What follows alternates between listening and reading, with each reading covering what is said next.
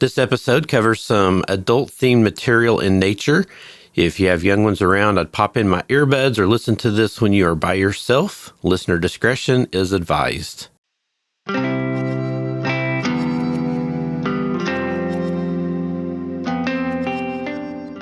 I didn't respect that boundary of you saying, I don't want to talk about it right now. Mm-hmm.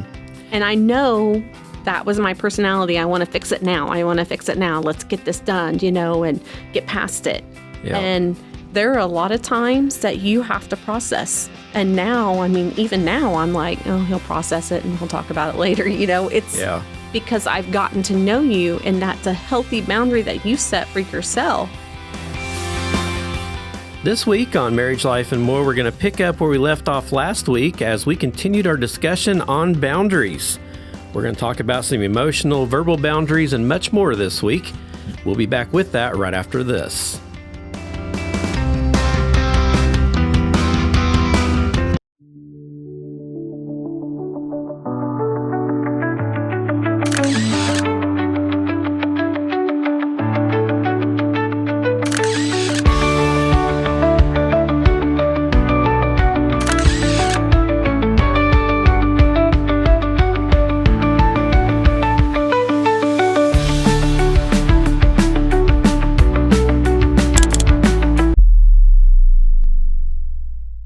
Welcome to Marriage, Life, and More. This is a podcast about marriage, Bible, and book studies. We interview people sometimes that have inspiring stories. I'm Daniel Moore, your host, and have my beautiful wife, Michelle, my co-host, sitting over here. Hey, hey. And we just want to thank you guys for joining us this week. If you're not familiar with our show, check out our website.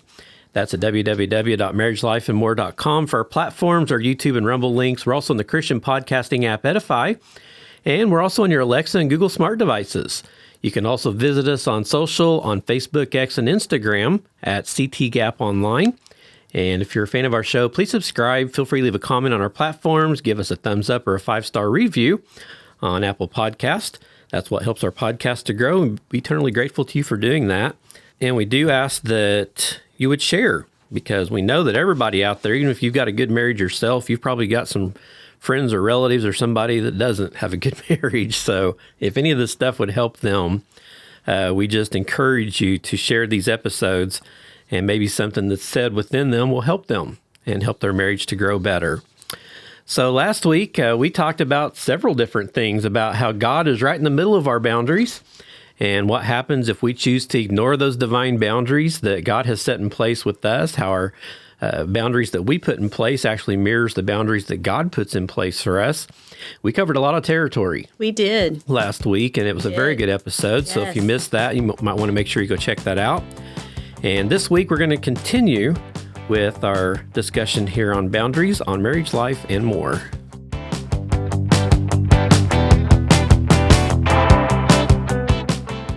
So as we get started this week, we're going to dig a little deeper here into some different areas of boundaries in our life, and we'll ask some questions and hopefully get some answers here. So the first ones that we're going to be talking about are emotional and verbal boundaries. This is going to be so good. Yes. Can't wait for it. So the first statement is speaking truth in love. And I think sometimes within marriages, as I think about this statement, there's a lot of times, especially when we get more used to each other and we get more loose with our tongue, and, the arguments flow a little bit easier than what they used to because we've been around each other a lot longer. Sometimes it's really hard sometimes to get to an argument and keep it in a loving manner. We like to be accusatory, I think is the word. We like to accuse each other, instead of, how we talked about the difference between, complaining, not complaining towards our spouse, that's not constructive at all. There's things that sometimes we say that are very hurtful. And in the heat of the moment, when we're upset and we're aggravated, it's easy to cross those boundaries that we've put into place for that specific moment.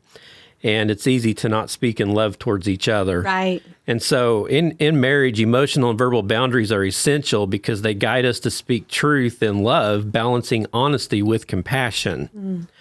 Speaking truth without love can be harsh and damaging, while love without truth can enable dysfunction and honesty. So we'll come back to that, because that's a deep little statement right there. When we set emotional and verbal boundaries, we choose to communicate with respect, clarity, and self-control, even in conflict. This means expressing needs, concerns, and hurts without attacking, blaming, or withdrawing. That's some of the common things that happens when we start going after each other in a marital relationship. Ephesians 4:15 calls us to speak the truth in love, which reflects God's heart. That offers correction, encouragement, and honesty in a way that builds up the other person rather than tearing them down. These boundaries create emotional safety and deepen trust, helping the marriage grow in both grace and truth. So we're going to unpack this paragraph, okay? The first thing that I want to bring up here is as I was going through that there, the first statement, speaking truth without love can be harsh and damaging, while love without truth can enable dysfunction or honesty. It says dishonesty. Or dishonesty. Yes. Let me repeat that. Speaking truth without love can be harsh and damaging, while love without truth can enable dysfunction or dishonesty. And I might have said that wrong earlier. I don't know.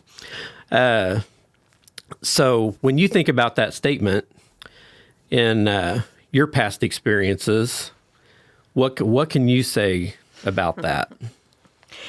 It's very hurtful.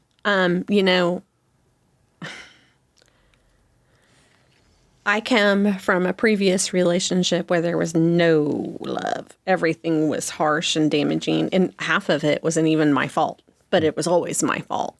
And a lot of narcissism involved. And in our marriage, there's been a lot of times that I've seen even you say things a repeat of that. Yes. Yep. And even myself included. I've done it myself. So, and it is very dysfunctional in so many ways. And it is very hurtful, and it's harmful to marriage and relationships in general. Well, I think what I see here in this is, when there is an issue that comes up between a husband and a wife, there is a truth within that issue that needs to be put forth.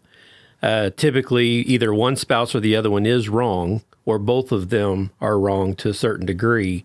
Otherwise, the argument wouldn't be happening. Mm-hmm. And so what it comes down to is, again, we're going to throw this word out there, communication. That seems to come up so often. But really, a lot of the things within our marital issues that we have stems from bad communication. And sometimes we communicate, but we communicate badly. It's just, It depends on how you look at that. And so whenever there is a issue that needs to be resolved, so when we come to the conclusion of that and finally work that problem out, that means we finally came to the truth of that matter, right? Right. So once we've came to the truth of that matter between each other and we've resolved that issue, then we've both hopefully grown and become better in our relationship towards each other, and we move on. Right. Until the next mishap comes up.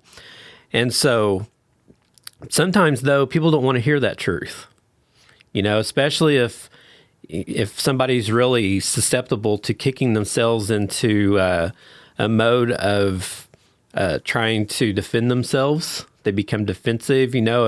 If one spouse sees what's going on, but it really gives a bad look to the other spouse, and when that spouse brings it up, if they don't bring it up in the correct fashion, that other spouse can take offense to that, and they can kick into defensive mode, and that creates a worse argument at that point, because there you have an issue like we talked last week. You have an issue where one spouse isn't owning what's happened. They're not owning their side of the equation.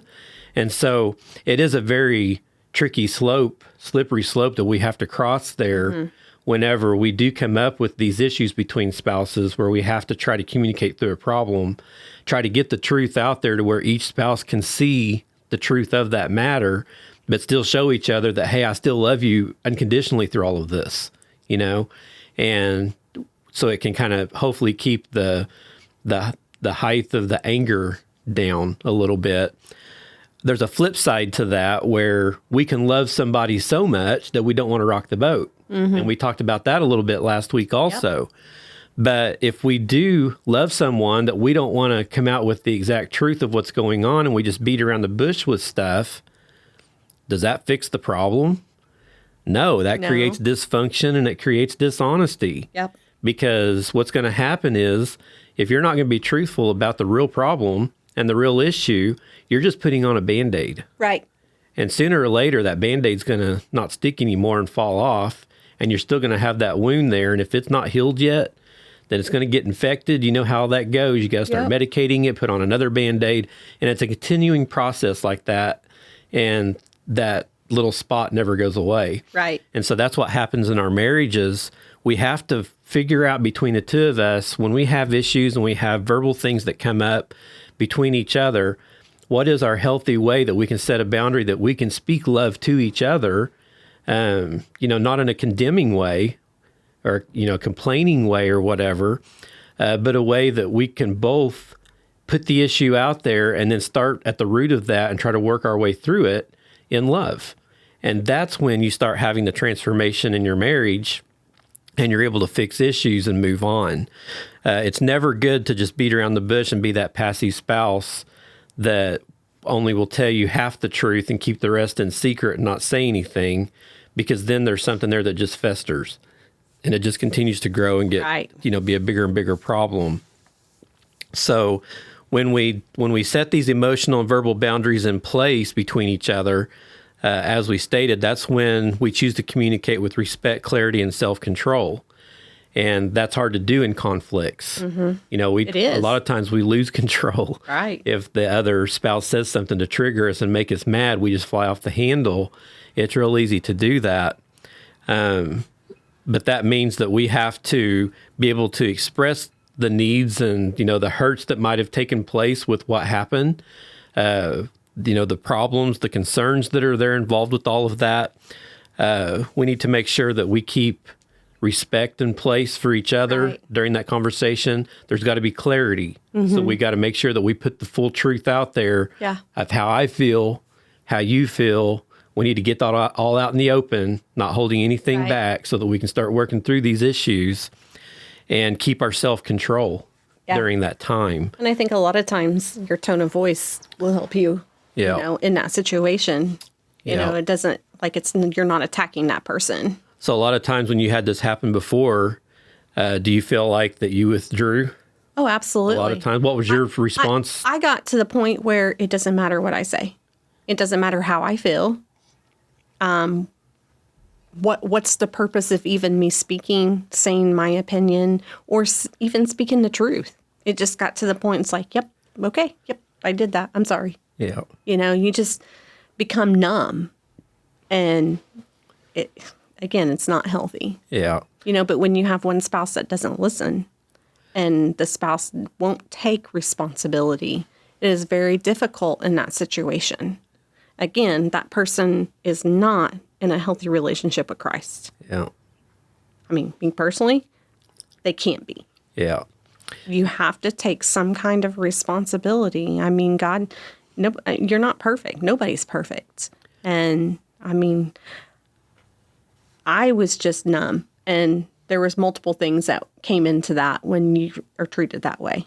And I remember when we first got together, you had been beat down so much. You're a completely different person now. Oh, absolutely. Than you was when I married you. Oh, yeah. And, and I was friends with you during that time you were married before, so I saw a lot of this that happened. I know a lot of that story. And it is crazy how, not that I'm a perfect husband or a perfect person to be with, but looking at us now, where we're at this point, looking, versus what was there back then, even through my first marriage, it's amazing to me just how much we have grown and moved forward. And we've changed so much in so many ways, emotionally, physically, relationally, spiritually. I mean, in every aspect of our lives. What's crazy about this is when spouses have these issues where one's constantly being berated and beat down and talked down to and that kind of thing. that affects every aspect of your life. Oh, absolutely. It doesn't just beat on one spot and you continue to grow in the other 3 areas. And, you know, it I got tears to you the down point, everywhere. like, I guess I just deserve this. Yeah. You know, you get to that point of, I mean, and I tried to have a relationship with Christ because I was just like, it was the only thing that kept me. Only relationship you really had. Yeah. Yeah. Yeah. So we have to remember, you know, it's very important if we're going to be married and have this relationship with a husband and a wife, then we have to make sure that we are capable to work through anything that may come up in that lifetime that we're together. We have to learn how to speak with love through all of these situations, which we should be able to. Absolutely. I mean, we made those vows at the altar that you're the one I'm going to love and cherish and cleave to for the rest of my life. And we need to remember that. You know, that's not something we should forget later on into our marriage. That's exactly God's design. Right. And so we need to make sure, you know, God handles us that way, then that he expects us to handle our bride and our groom that way. Mm-hmm. That it's a reflection of that. The next statement here, when we're talking about emotional and verbal boundaries, protecting from manipulation, guilt, or disrespectful language. In marriage, emotional and verbal boundaries, they protect both spouses from manipulation, guilt, and disrespectful language by clearly defining what is acceptable and honoring in communication.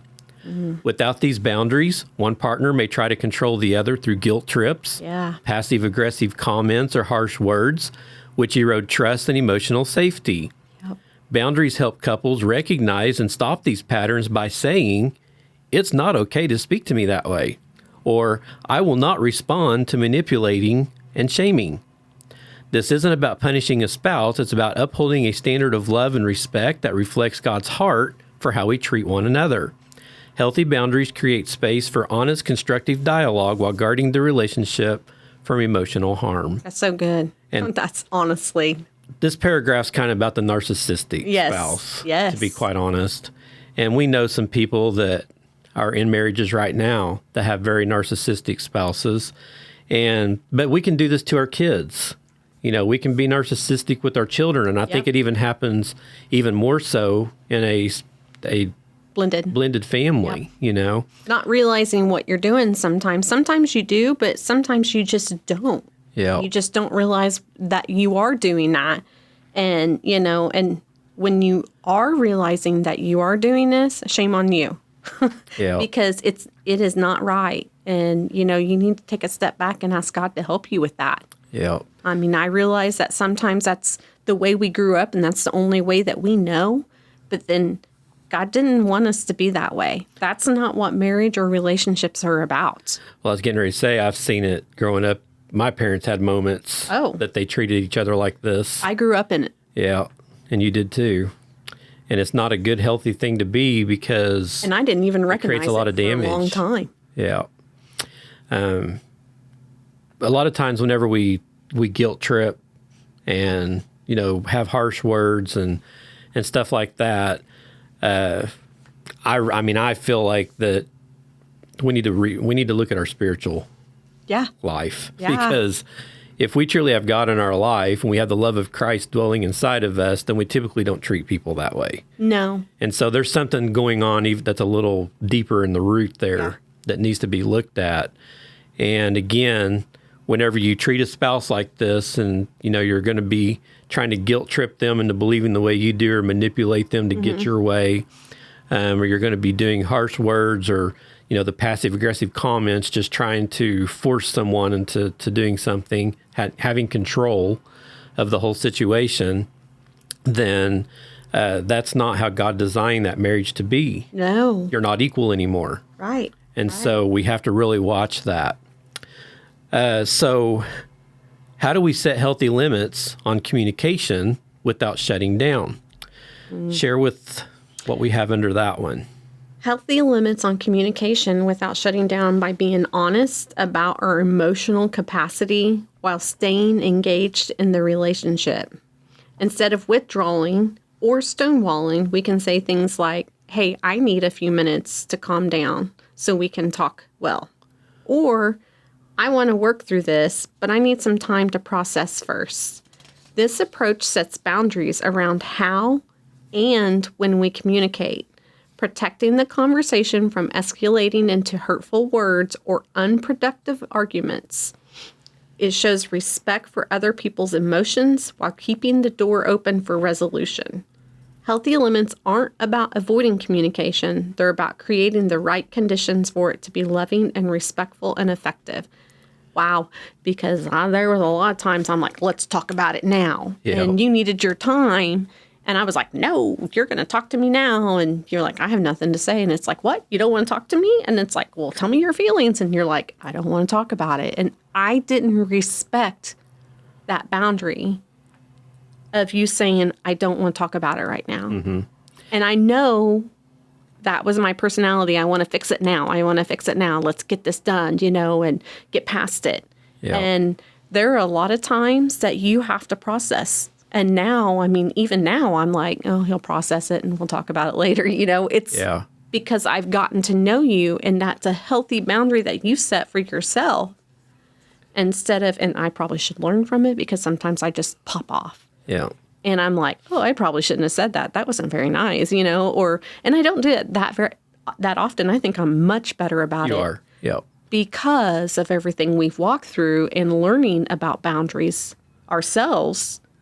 It's helped me, and not only recognizing me, but you as a spouse, what you need. Yeah. Well, look, I can just share with people out there that my personality is just a laid back type of personality. And so I like to think, I'm a thinker. Mm-hmm. I like to think through things. It's great advice. Great advice. Think stuff through before I jump into anything. And you, on the other hand, a lot of times just like to be right there, but that's usually how most marriages are. Yeah. And it might be vice versa. The male may be the other way, the female the other way, whatever. But typically you're going to have opposites, most generally. I will tell you from my side of it, if you try to force someone that is a laid-back personality like I have, you try to force them to go through that moment right then and there and discuss everything when the emotions are really high and the anger level is through the roof, my response is going to be what you said. Yeah. I'm going to shut down, and then you're going to be a lot longer getting me to come back because I've already been attacked. So later on, when I am in the mood to talk about it, I'm going to be a little bit wary about it at that point to come back. So I'm thinking, okay, am I going to get attacked about this again? Yeah. And so I'm going to have more of a tendency to not want to. And if I do talk about it, I may just beat around the bush. I'll be like earlier, like we were talking about earlier, about not being completely truthful. And so we're still not going to resolve the issue. Yeah. Whereas if you let a spouse that has that type of a personality have their moment, that's going to show, okay, well, you do respect what I'm going to say. I just can't say it right now, but you do respect that. And so once I cool off a little bit and I've had time to think and process this and try to go through in my mind what needs to be said and whatever, then I say, okay, I can talk now. Are you willing to talk now? And we can talk that thing through. And I feel like I have some respect in the conversation at that point. And this is not just for an argument for us. Right. This is just like if we have a conversation about something and I'm like that and he's just like, I need to think about this, Yeah. As long as he tells me, hey, I want to process this and I want to think about it, I know he's going to come back later and we're going to discuss it. But we do that a lot when it comes to big things in our marriage. We both take the time, like, okay, I'll spout something off and he'll say, okay, let me think about that. And I'll be praying, he'll be praying, and then we come back together and we talk about, and I think that's very healthy for us, and I've learned over the 20 plus years, it's better for us. It works well in communication in general. But it's also a great boundary to have. Yeah. Because it gives you both time. Hey, let's separate. Let's pray about this, talk about it. Now, that doesn't mean months and months and months. Right. You can bring more wisdom to the conversation. Yes, absolutely. That way. Absolutely. And it kind of brings us to this next question. When is it right to say that I need space or let's talk later? What have we got there? Well, especially when your emotions are running high and you're trying to continue the conversation. If you don't, it can lead to hurtful words, miscommunication, or emotional shutdown like we just talked about. Taking a pause is not avoiding the issue. It's choosing wisdom, like we just said, and self-control to protect the relationship. When said with honesty and a commitment to return to the conversation, it creates a space to cool down, think about things, and come back with a clearer mind and a softer heart. That kind of boundary honors both spouses by recognizing the timing and the tone matter in the communication. And difficult conversations are most fruitful when approached with calm and mutual respect, like we just talked about, literally. That one's very self-explanatory. Yes. When we have our conversations and everything, we got to be adults. Yep. It's not easy sometimes. It's not easy to do that, but there is a proper way that we can approach things and have the best end result with that conversation. I'd agree with that.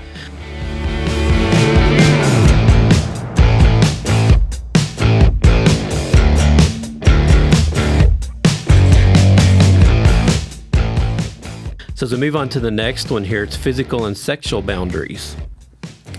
The first statement here is honoring the physical body, respect, and consent. And this one is a tough one for a lot of couples. Physical and sexual boundaries in marriage are essential because they uphold the sacredness of the body and the mutual trust that intimacy requires. Honoring each other's physical body with respect and consent reflects God's design for love that is self-giving, not self-serving. Even within marriage, it's vital to communicate openly about comfort, desires, and limits, recognizing that true intimacy is built on safety, not pressure. Consent isn't just about saying yes or no.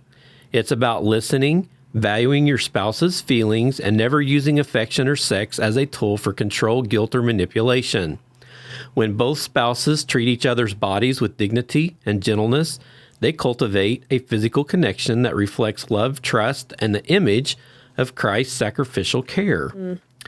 Sexual intimacy is mutual. It's not to be sourced. Sexual intimacy in marriage is designed by God to be mutual loving and built on trust, not obligation or sortion. Physical and sexual boundaries ensure that both spouses feel safe, valued, and free to give themselves willingly, not out of fear, guilt, or pressure.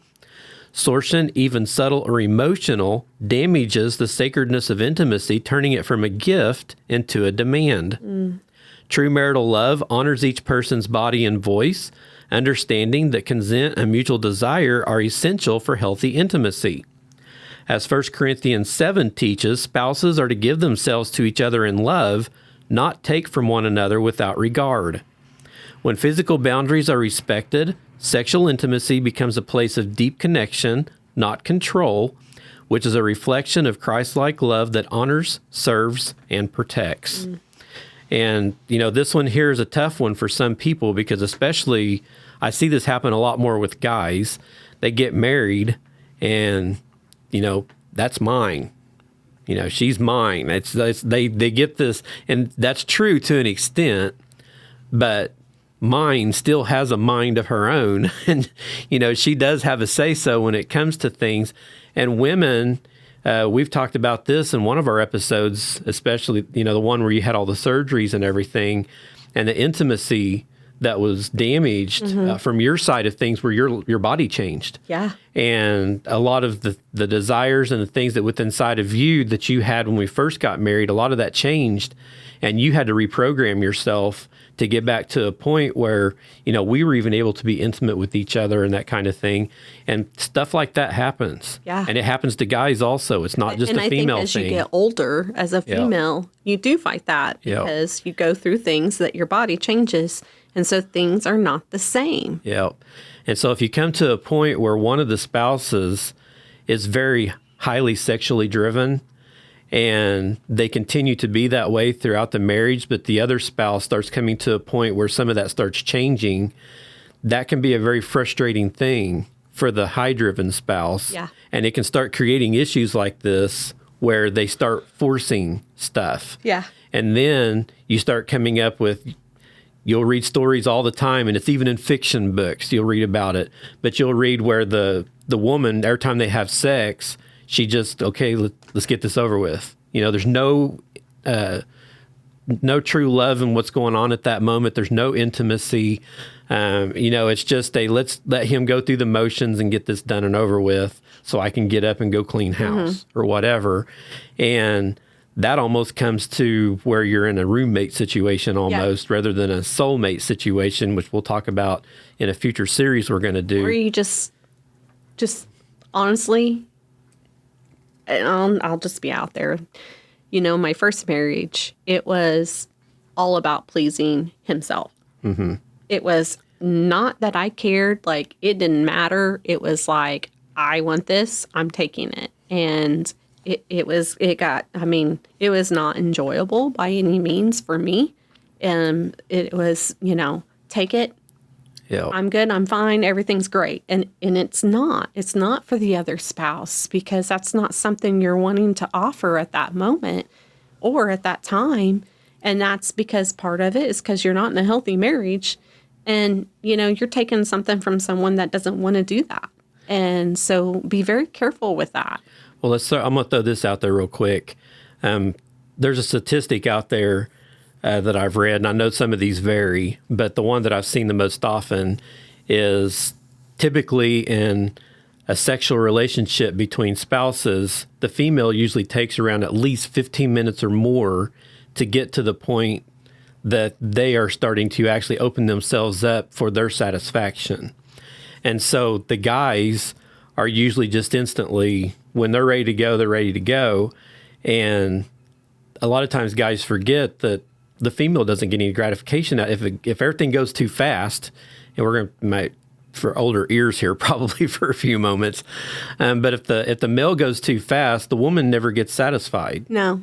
And then that creates an issue eventually where affairs can come out of that, for one thing, because if a woman is constantly not being sexually satisfied in a marriage because all the guy's worried about is himself and that he's satisfied, women may look to go find it somewhere else, for one thing. And this can happen both ways, but it happens more often because the women are created differently than men. Right. And guys have to remember that. The woman's body does not operate the same way as the guy's. And that's one thing that, little TMI here maybe, but with Michelle and I... You're probably going to speak what I was getting ready to say. What is it? I was going to say that there's been times that we have to talk about it. Like, What is it that you like and what is it that I like? If you're doing something that I don't like, obviously I'm not getting anything out of it. And I'm willing to make sure you're satisfied. Yes, we talk about it. I know that with our relationship that we have, I want to make sure, and this is probably, I know I'm a little different than some guys are. I understand, I think differently in some ways about this, but in all reality, we all have to think about this stuff because we're married. Mm-hmm. So we have to think about these things. But the last thing I want is for you to be dissatisfied with the most intimate part of our relationship, the most intimate part of our marriage. I don't want you to be dissatisfied with that where you feel like you're losing out on something. I want you to be happy with our relationship and our marriage as a whole all the way around. Right. Same with me. And I think we both feel comfortable enough in a safe atmosphere that we can talk about, like, if you just start doing something, I'm like, yeah, no, I'm not feeling it. Yeah. Like, you need to move on to something else. Like, and it's like, right. And you can tell, or I'll say something because we're both so comfortable with each other in that area. Yeah. That, and to be honest, I had never been in a marriage where it was about me. Like, when we first got married, I was like, what is this? I had no idea what it was like to be taken care of in that aspect, because in my first marriage, it was never about that at all. And I wouldn't make a joke, but I don't think I need to make that joke. But, it's definitely, you want to make sure that both of you come together, communicate about what it is that you like and what you don't like. Because honestly, when I went through all my surgeries, literally what I liked before and that helped my body be prepared for that, it changed completely. And it was very hard for you at that time because it was like, I'm sorry, but I'm used to this. And then we both had to work together. And I think as you get older, it's just a different kind of relationship when that happens. and you don't force somebody. I know there's things that guys like that women do not like to do. No. And don't watch it.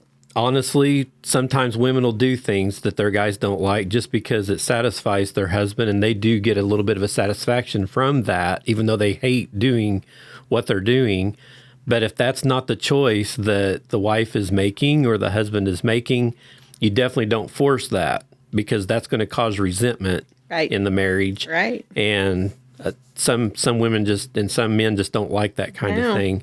And so there's some boundaries there really that do need to be put into place.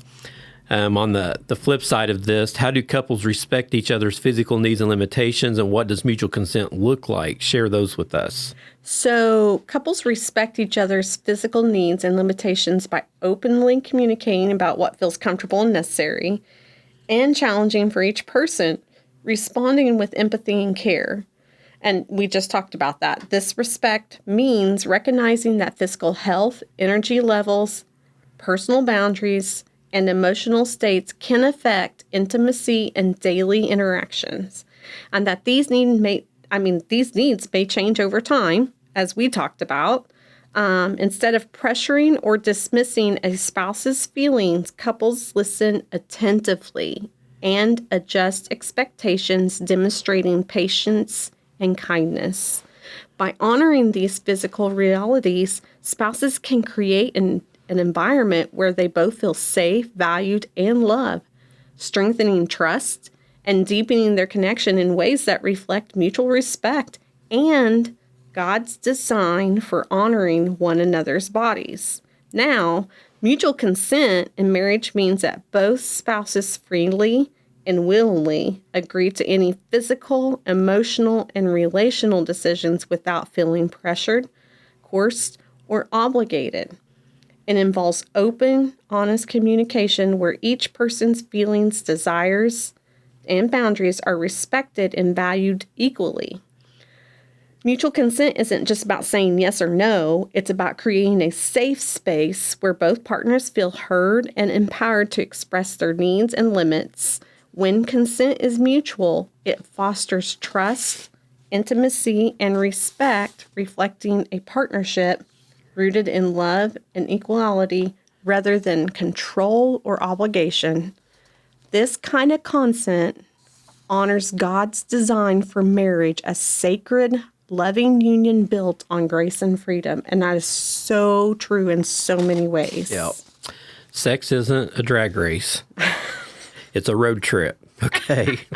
I love that. That's the best way to explain that. And there might be times when the drag strip is okay with both of you. It's not like that's out of the equation. But that's so good. But you know that's the most intimate, sacred part of a marriage. It is. And that's something that typically, biblically, we're not supposed to share that with anyone else. That's supposed to be safe for our spouses, and not ever. We didn't do that. There's a lot of people we know that didn't save that, but biblically, that's the way it's supposed to be. Yes. And that's because that's how important it is to God. Right. And He created that for our relationship for the reasons that we do it. Mm-hmm. And so we need to protect that as much as possible.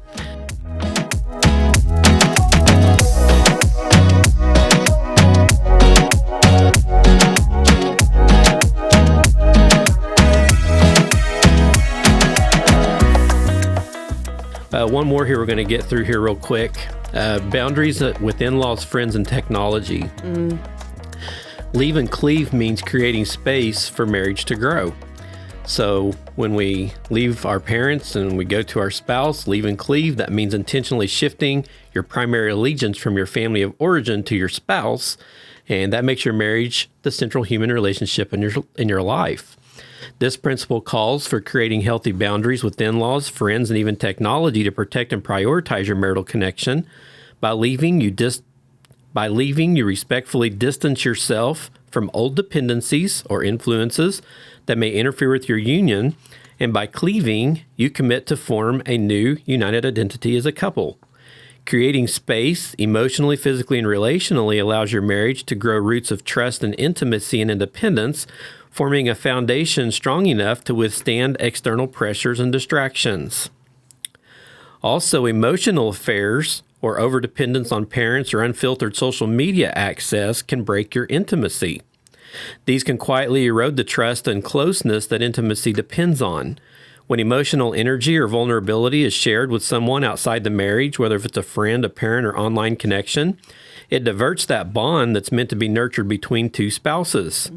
Emotional affairs create secret attachments that mimic the emotional closeness of a marriage, and overdependence on parents keeps a spouse from fully investing in the marital relationship.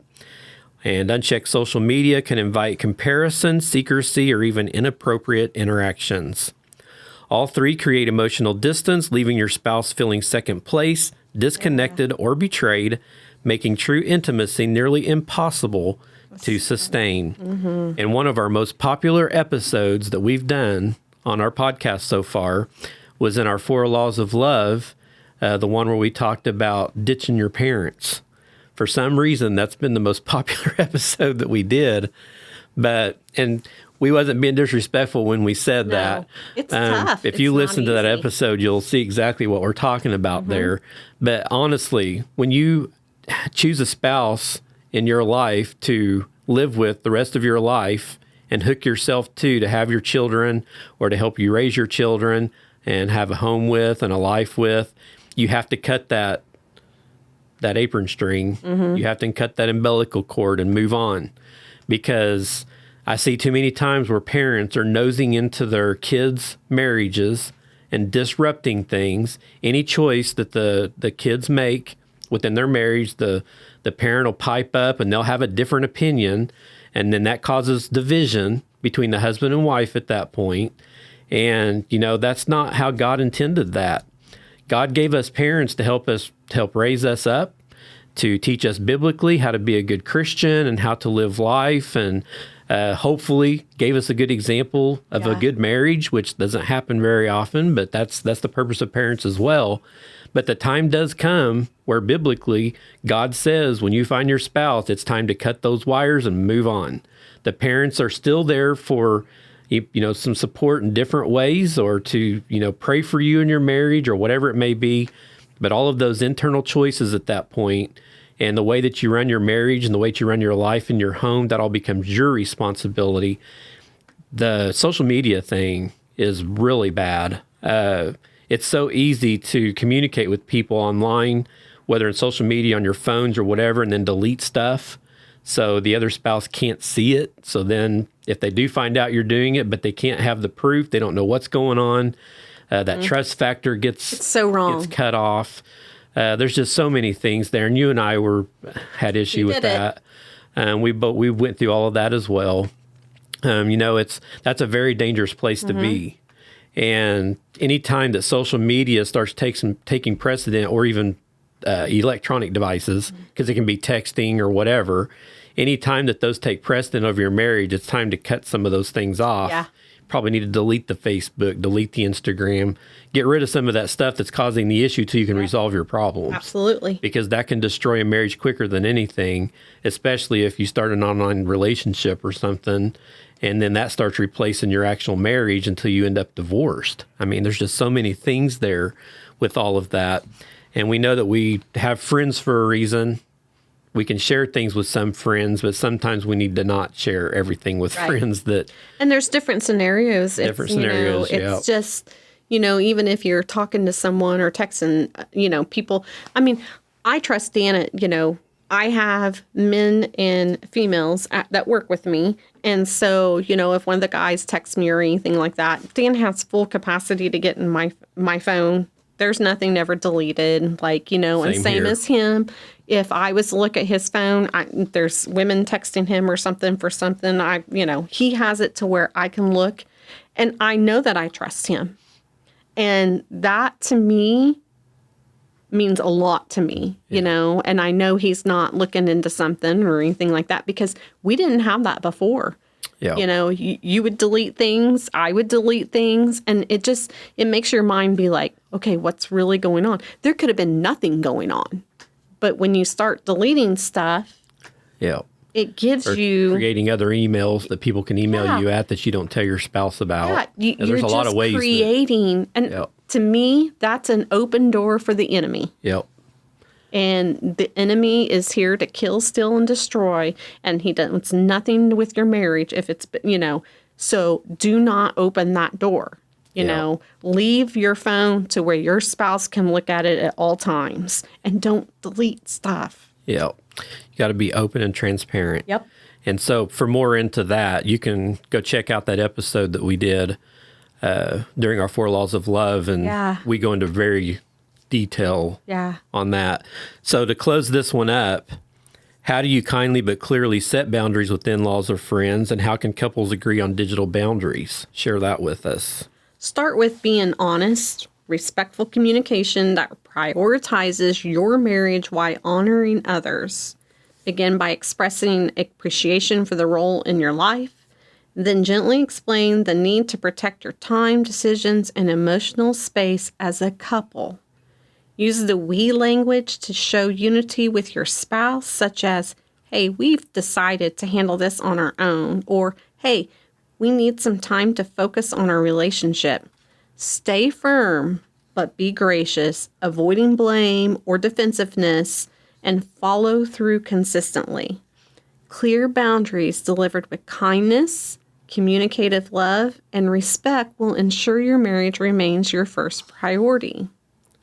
Now, couples can agree on digital boundaries by having an open, judgment-free conversation about their values, expectations, and comfort levels with technology use.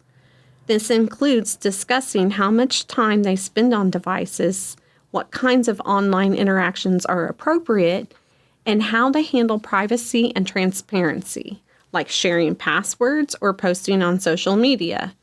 The goal is not to control, but to have mutual respect and trust and protection of the relationship. By agreeing on a clear guideline, such as no phones during the meal, that's more like guidelines, avoiding private conversations with the opposite sex, checking in before personal moments online, couples can create a digital environment that supports connection, accountability, and emotional safety. So good. Yeah, those are some good points to keep in mind when you're trying to set these boundaries in place.